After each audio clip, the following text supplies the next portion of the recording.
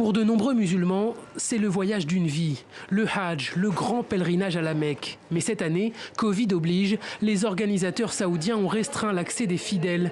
Ils étaient près de 2,5 millions en 2019, ils ne seront qu'1 millier cette année, et uniquement des résidents saoudiens. C'est le cas de cette famille de Nigérians. Elle a eu la chance d'être sélectionnée et reçoit la nouvelle avec une grande joie.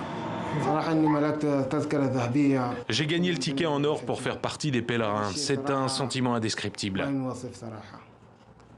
Faire le Hajj est la chose la plus précieuse qu'on ne m'ait jamais donnée dans la vie. C'était mon souhait depuis très longtemps. Certains ont eu moins de chance, comme ce médecin palestinien.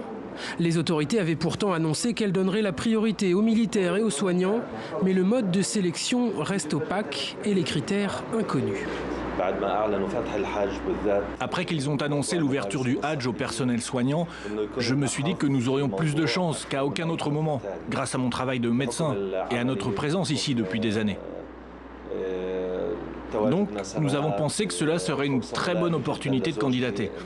Mais malheureusement, j'ai été surpris que mon travail ne m'ait pas donné un avantage sur ce point. La famille tentera à nouveau sa chance l'année prochaine, en sachant qu'il faut bien souvent des années avant d'être sélectionné. Ils suivront tout de même de près ce Hajj qui débutera le 29 juillet.